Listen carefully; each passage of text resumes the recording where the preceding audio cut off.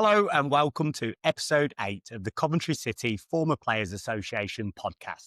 Today, we're in the beautiful home of Chris Cattlin, who made 245 appearances between 1968 and 1976 for the Sky Blues. Today, Chris will be interviewed by the charismatic Billy Bell. Billy can be seen in the casino before and after every home game. Please like, share and subscribe to this podcast. And for now, we'll bring in Billy Bell and Chris Cattlin. Let's go sing together. What? Oh, what a goal!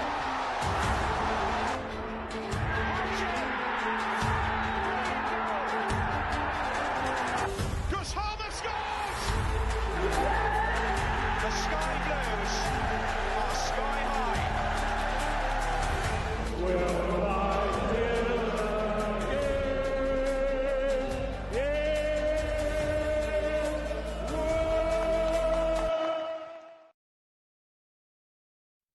Well, good morning, good afternoon, whatever time of the day it is for you. Welcome to the home of Mr. Chris Cattlin, one of my best friends and a stalwart for Coventry City.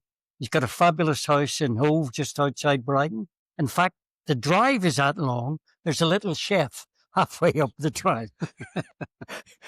So, Chris, it's fantastic for us to be here, myself and Lee, and we're going to talk about your life, your career, your love of football, your success in Brighton. And it's an honour to be here. And if you could just kick off, basically from the start, your career to Huddersfield Town, and we'll go through it as we go along. You can tell the fans about Chris Cattlin. Yeah, it's great to have you both here.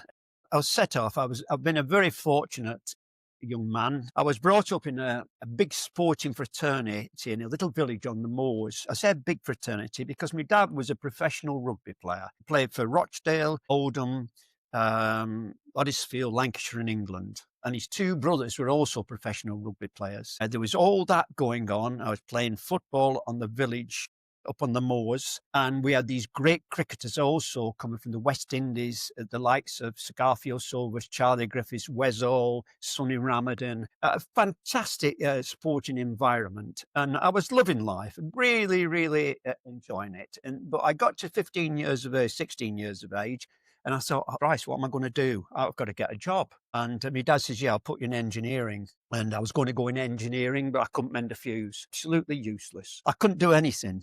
And I thought, and I panicked a bit.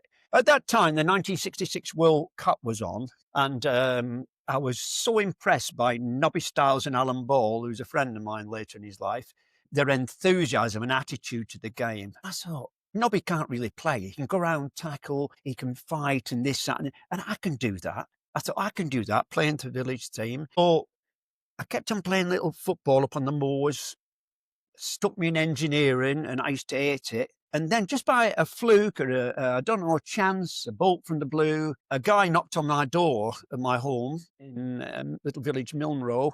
A fellow called Harry Hooper who used to play left wing for West Ham many, many years ago. And he was the chief scout for Huddersfield Town.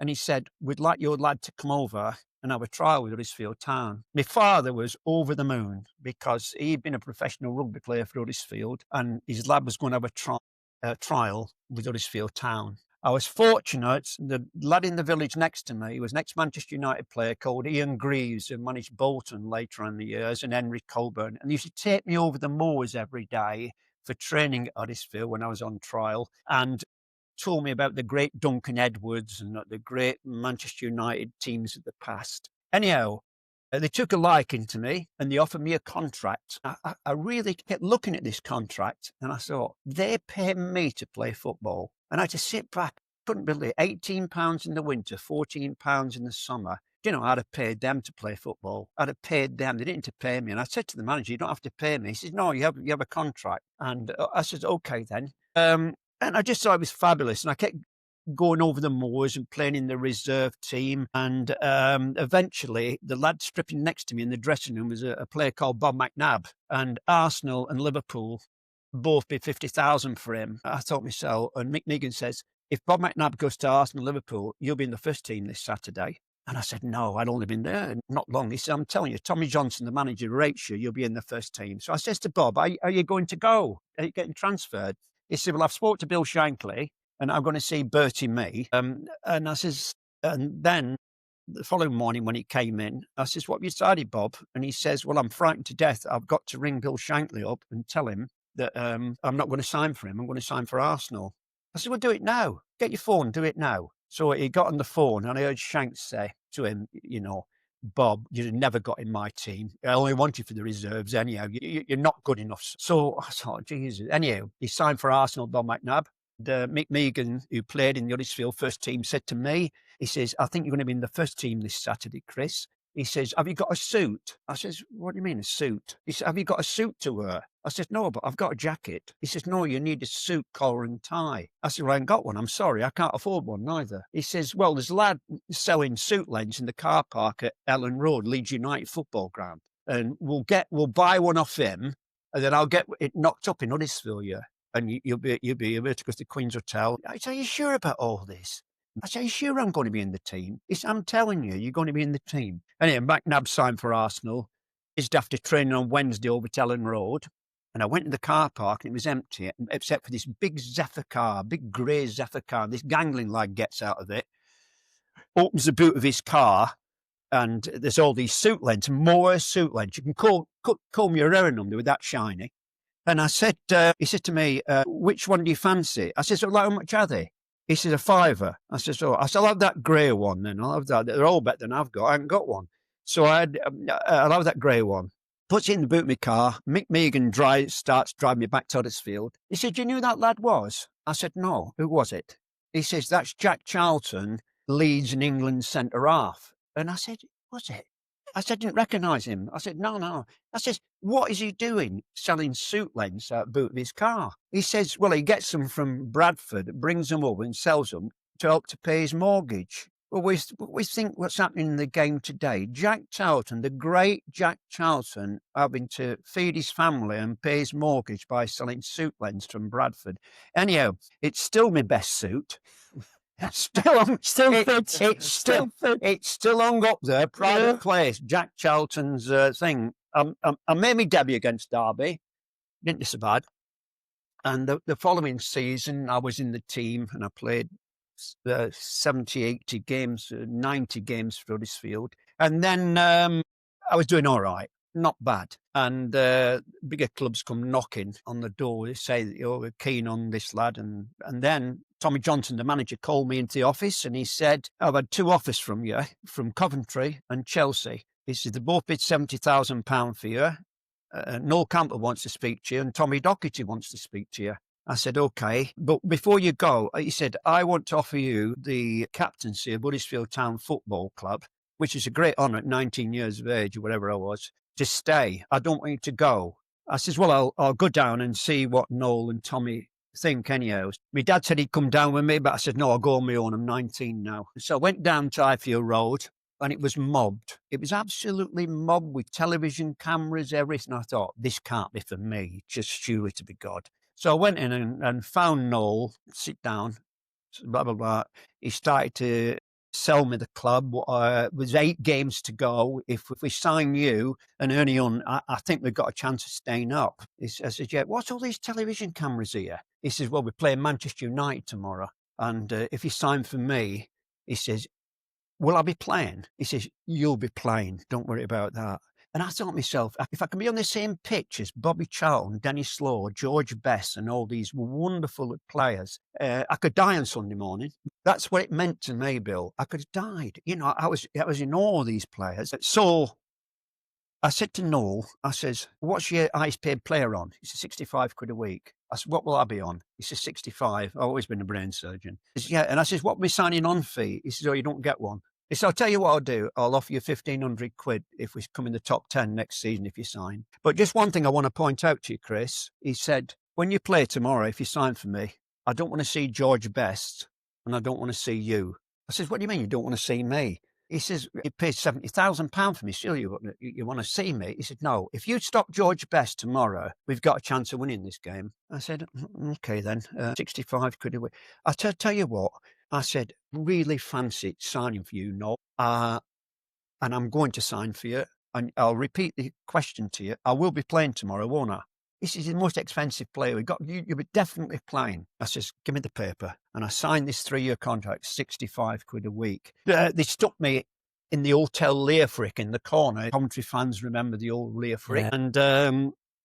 And I'm sat there feeling quite pleased with myself, having a cup of tea. And I thought, oh, God, I have no boots. And my boots are in the boot room at Huddersfield. I have no boots to play in this game. So I phoned my dad up and he said, how are you getting on down there? I says, very well, Dad. He says, what time are you seeing Tommy? I said, I'm not seeing Tommy Docherty. I've signed for Coventry. He says, go on, you dozy sod. He says, how do you know what they would have offered you in Chelsea? I says, listen, I love it. And I says, not going to believe this. I says, they're playing Manchester United tomorrow and I'm playing. And there was silence. I said, but Dad, I've got a problem. He said, what's that, boy? He said, the boots are in the boot room at Huddersfield. And he says, well, what do you want me to do? I says, go and get them. He says, how am I going to do that? I said, I don't know, but you generally find a way of doing things. Anyhow, we had to go for pre-match lunch, both teams in the Leofric prior to that game. And about 11:30, my dad come through the swing doors of Leofric with his boots. He just come in. I was eating with the new Coventry players and their United players with their table. My dad said, come here, you. He says, get me a cup of tea. And I had to leave my pre-match lunch to get my dad a cup of tea. And I had to, and there's his boots. He says, now get out there and shape yourself. You're as good as that lot. You're better than that lot. Now go out and shape yourself. So I had my cup of tea, had my pre-match, went to Highfield Road, played against Manchester United. We beat them, which is a great result for us. I didn't do too bad. And after the game, we went in the players' lounge and I was absolutely in awe of these people around me. You know, instead of being in the boys' brigade in a little village on the moors, I was stood next to Bobby Charlton, Bestie Law and all these, and I didn't do so bad in the game. And then we left. My brother was a plumber and he had a big van waiting for us outside. And I went to this van and I went to get in the passenger seat. My dad was in the back and there was no passenger seat. There was a toilet there. And I said, where am I going to sit? He says, sit on the toilet. So he's driving the blooming thing. I'm sat on the toilet seat, bearing in mind, I just paid 70,000 and Mark George Best out the game. And I'm sat on this toilet seat and all these fans are knocking on the window. Yeah, well done, son. Well done. Yeah, you did well. This, that, and the other. I thought, what must we be thinking sat on this toilet seat? So we drive and it's hard to get, I says, put your foot down. Let's get out of here. Because, you know, I was embarrassed. Anyway, we managed to get out. And then my dad pipes up from the back. He says, best day of my life. Best day of my life, without any question. Even better than marrying Molly. That's my mum. And I said, yeah, it was a good result, Dad, wasn't it? He says, I'm not on about that. I says, what are you on about? He says, well, you know when you got on your coach to go to Highfield Road for the game? I said, yeah. He said, I'm sat in the corner with my cup of tea. He says, and I thought, well, where's this Highfield Road then? How do I get there? And he says, at that moment, Sir Matt Busby, who was bigger than the Pope, he was bigger than the Pope in Manchester, came across and he says, are you Mr. Cattlin? He said, I am. Would you like a lift to the ground? That is quality from Busby. I hadn't signed for Manchester United. I'd signed for Coventry City. And he gave my dad a lift in a chauffeur-driven black windows all the way to Highfield Road and made sure he got to the ground and got his seat. That speaks volumes of Matt Busby to me, the humility of the man. I thought it was a wonderful, wonderful gesture. My dad took it to his grave, that. Amazing. Yeah, it was great. Off we went. What was your initial feelings on arriving at Highfield Road, seeing the stadium? Was it the warmth of the people, the warmth of Noel that swayed you not to go and meet Tommy Docherty at Chelsea? Did you feel at home? Both. Yeah. Both. Coventry people don't call a spade a shovel. It's true, yeah. What you see is what you get. Yeah. And I like that. And Noel was terrific. Yeah. What a warm character. What a personality. He was absolutely great, Noel. We took us to Barbados. The last game it was Southampton away, and I almost sent Coventry down because a ball came over my head. And I don't know where listeners remember Terry Payne, he played for Southampton. The ball went over my head, and I knocked it back to Bill Glazier without looking. And Bill had gone to the side of the goal to ask a guy how Chelsea was doing against Sheffield United because we'd gone down and they'd gone down. And the ball's rolling to the goal. And I said, Bill! And he just dived at the last minute. We drew one each. Ron Davis hit the bar in the last minute as well. I remember that. But we stayed up and Derek Robbins took us to Barbados. I couldn't believe the heat when we got off the plane there. And they put me rooming with George Curtis. Before I move on from George Curtis, you said, the last legends do, Bill, the best player you'd seen play for Coventry City Tommy was Hutch, Tommy Hutchinson. Without any question, the most influential player that's ever played for Coventry City is George Curtis. His persona, his attitude to Coventry, his relationship with the fans. He was a man mountain, both on and off the field. I've got the utmost respect for this fella, and there's no question he was Mr. Coventry. Yeah. Everybody could relate to him. Different classes, lad. The only thing is, he lacked a bit of sense of humour at times. And he set a bar up in Barbados. It was very, very warm. And he went deep sea diving. And he says, nobody touch that bar till I come back. Well, it must have been 100 degrees. It was so warm. And we lasted about an hour. And then Maurice Setters and a ump brought in his bar. And we started to play this bottle game where you take the bottle in the sand as far as you can go, and then you come back on the bottles. So we're doing this. It was great fun. We'd had a few beers, and if anybody had to cock it up, it was Ernie Hunt. He's coming back on this bottle, and he fell and split his nose open. So his blood coming down his nose, and somebody says, George is coming. And everybody legged it, and I legged it, and it just dawned on me, I'm rooming with him. Where am I going to go? So I went back to the room, all timid like, and he come roaring in. It was like gorillas in the mist. He was massive. Big lad. Yeah, but big lad, to say the least. And he says, who broke in the bar? I says, what, George? He said, who broke in the bar? I says, I don't know. What? No, I didn't know. What? He said, you know, you tell me, you tell. I said, I don't know. And at that moment, he looked down, there's blood on the tiles off Auntie's nose. So then he started to run round to Auntie and Maurice Setter's room. And I heard him say to him, if you don't open this door, I'll knock it down. And he would have done it, took it off his hinges. So they opened the door. What's wrong, George? You know, it was a bit warm. And I could hear him thumping them both. Welcome to Barbados. He must have thought, the hotel must have thought, what's going on here? He was knocking 7 bells out of him, he was. So that was my introduction to Coventry staying up, which was brilliant. George Curtis, what a man, what a player.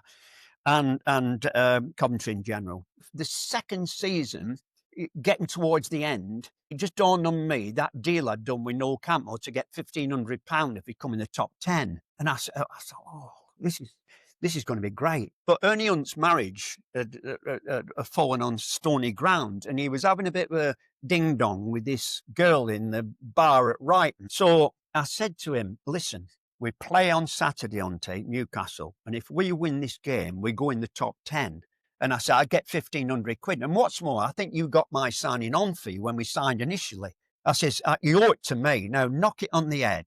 He said, okay, Chris, leave it with me. So we're having the pre-match lunch at the Hotel Leofric, and Noel Campbell says, where's Auntie? As he's giving his team talk. And I saw him coming down the stairs at the Hotel Leofric, and I thought, oh, no, surely not on a Saturday before a game. Said, come on. I said, I think he's got a bad stomach, boss. He had that chicken for lunch. He's got a bad stomach, like.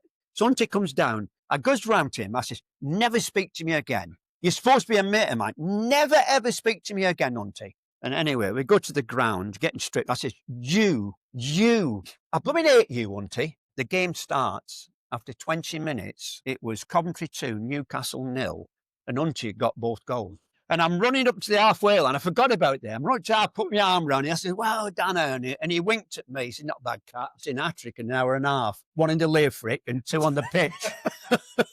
And I thought, I can't. I mean, what can you do with that?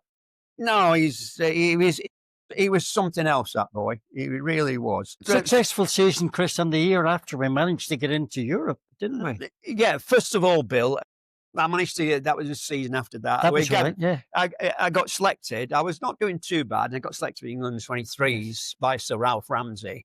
And also, he picked me for the Football League against the Scottish League. But I remember my debut against Holland for England when he said about this left winger, he was all left foot. Yeah. Send him inside. Just send him on his right-hand side. He just stands on that. After about 10 minutes, I showed him inside, and he hit this shot from 30 yards. But never moved. It come back off the stanchion, and I thought, oh, no. And I looked at Alf Ramsey in the dugout, and he looked down.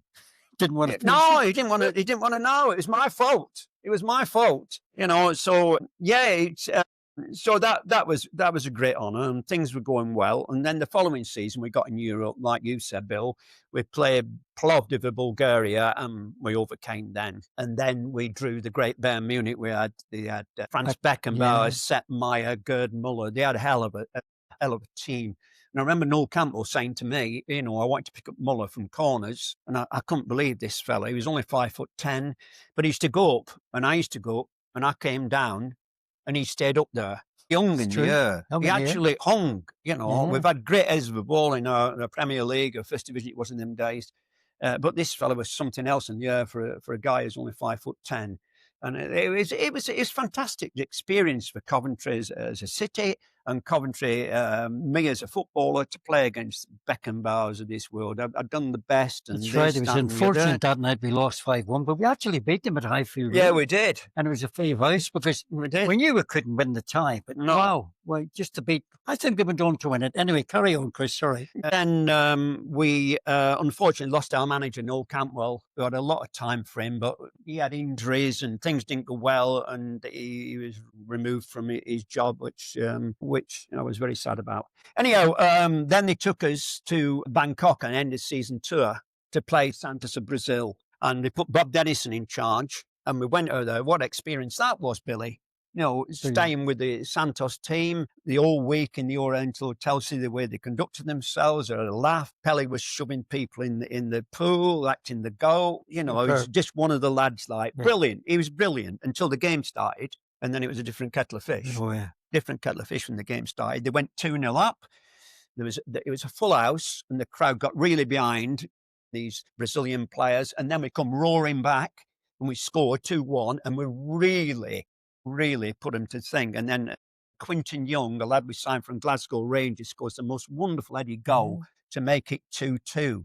And they asked us to stay on for an extra exhibition game. It was such a good game, but we didn't. We came home. I had an Achilles tendon at this time, and I was struggling. With it, and I couldn't. It lasted for 18 months, 2 years. This, and it was getting worse. And they thought I possibly might have to retire from professional sport. Well, Achilles, if it does snap, it's lethal. Yeah, at the time, there was no repair at the time. I was in constant. Roy Barry broke his leg, and I had my tendon. That's the friendship started, me and Roy. And I found it hard, difficult going. And that's when Gordon Milne signed Jim Brogan, and he came. I got my place back. He won his place back, but it was getting where I was struggling a bit. Yeah. And then he decided that.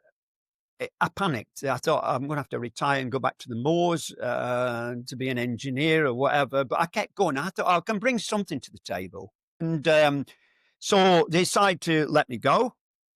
I had a phone call from Tony Waiters in Vancouver. He was my coach at Coventry. Would I go up to Vancouver and see him? He'd like me to play for Vancouver Whitecaps.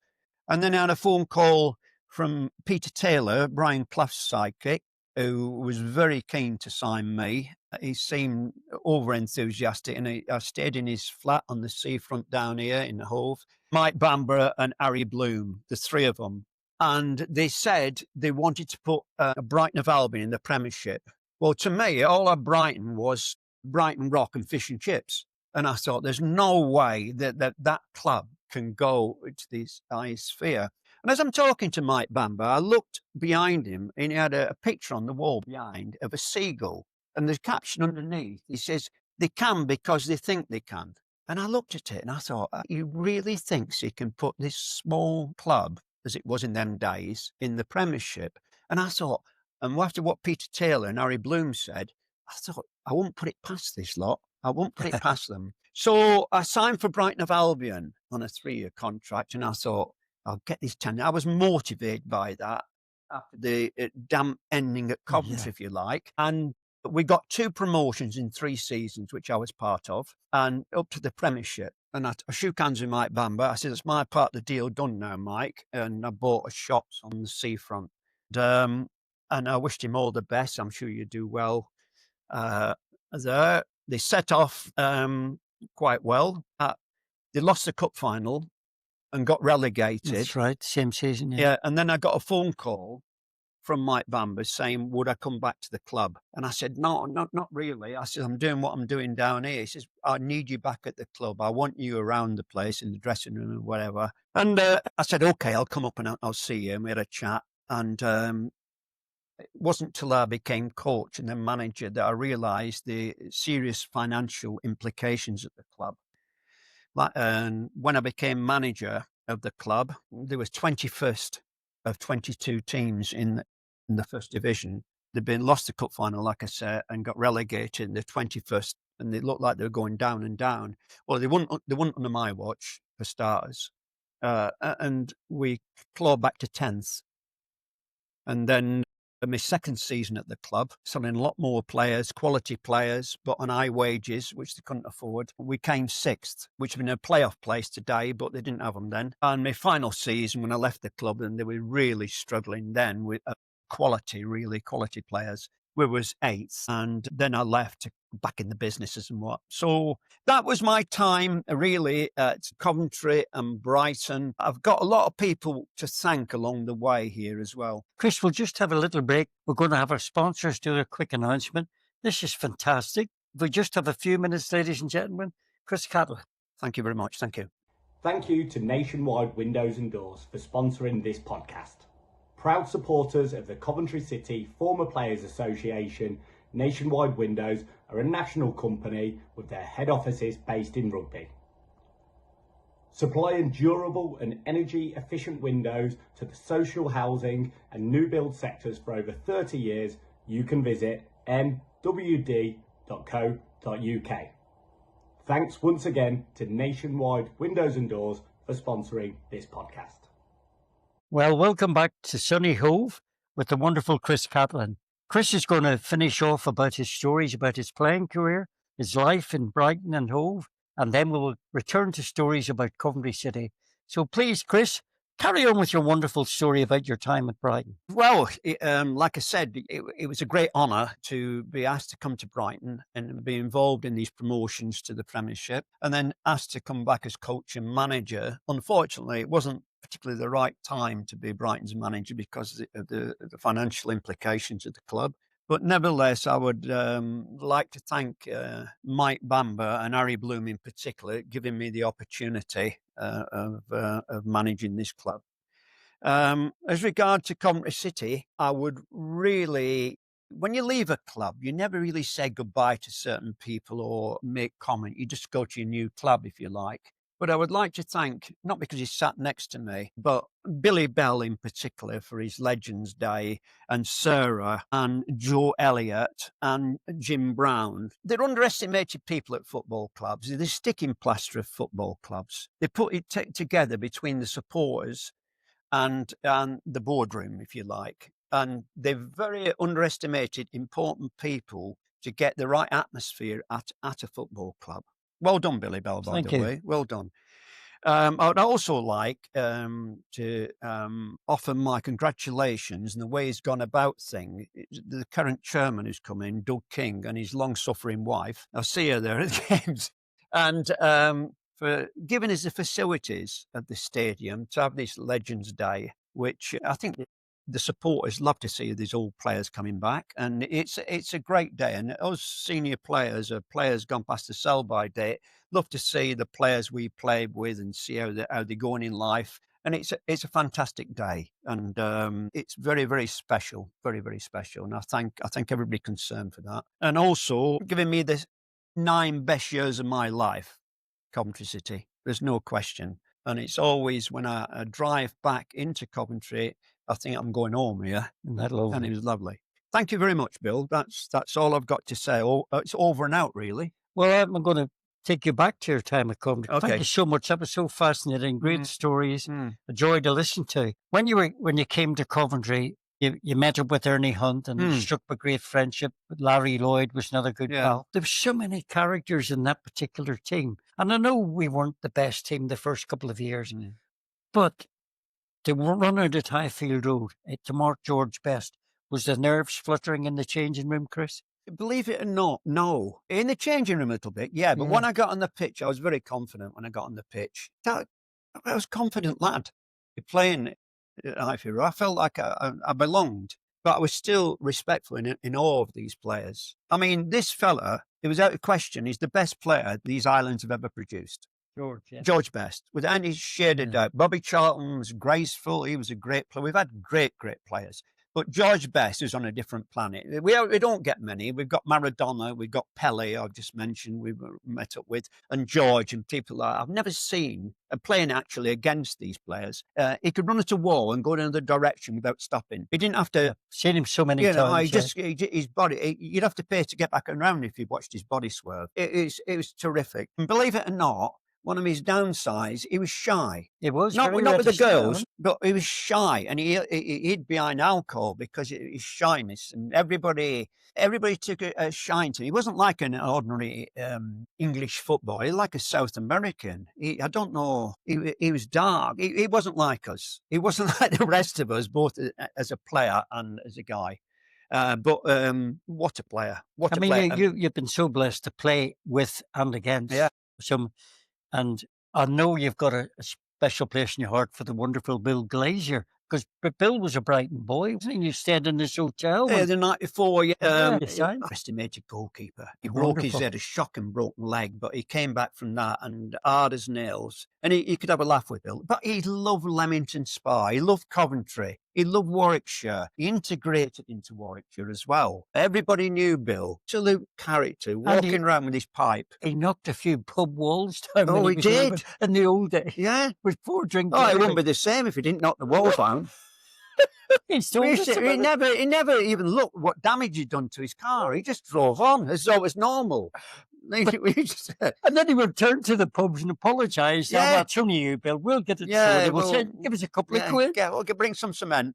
Yeah. No, he's a great, like you said, Bill, he's great characters in them days. Setters was, Big George was. Roy Barry, great leader, great captain. You know, I tried to get him down here to be assistant manager to me. Brighton, but we couldn't afford his wages. I couldn't afford my own staff, and it came back to bite Brighton really, because I couldn't get him in there, and I had to make do what was there.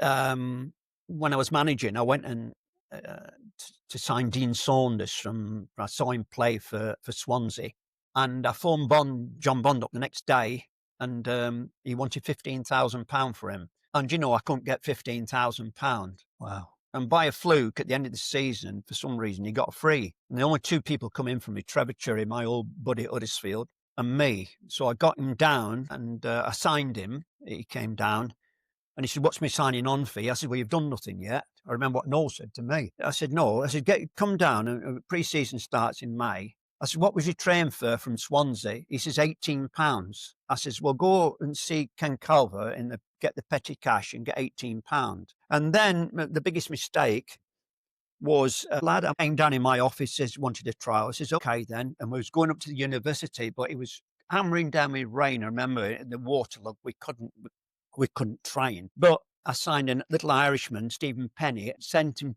to play Swindon reserves against Brighton reserves. And I went to Nottingham Forest to watch Danny Wilson, I think, play before I signed him. And this boy went along also. So in my office the next morning, I said, "How did Stephen Penny do it, being as I spent £10,000 on him?" He says, "Yeah, he was tricky. He was good. He got some nice crosses in. He did all right, boss. Yeah." And I said, "What about this other lad?" And he said, "He's a bit." I said, "What do you mean?" He says, "He's been round to Millwall. He's done this." I said, "What was he like as a player?" He says, "He wasn't bad." I said, with our financial position, can we afford one more wage on the bill, which would be 90 quid or something like that? And he said, at that moment, that boy came in with another elderly gentleman. He says, "Are you going to sign me?"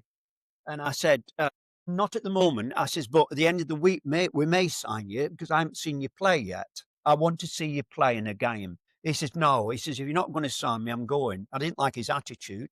I said, "Well, go then." I said, "Don't tell me what you're doing." I said, "But if I would like to stay and play a game." And he didn't. He went to Crystal Palace. I'm talking about Ian Wright. Biggest regret. Biggest ever regret. Can you imagine that this football club, Brighton, could have been a changed thing, because we'd have had Dean Saunders and Ian Wright for £9 each. Incredible stories. £18 for the two of them. Going back, sorry, Chris, to Coventry, when you were there and we played in the European ties, etc., and we'd never been in Europe before, naturally. It was called the Intercity Fairs Cup, I believe, at the time. What was sort of the atmosphere within you boys going abroad to play in a big... Was that a hell of a boost for you? Yeah, especially if I go to Mallorca on holiday, it's special. Without playing in a football game.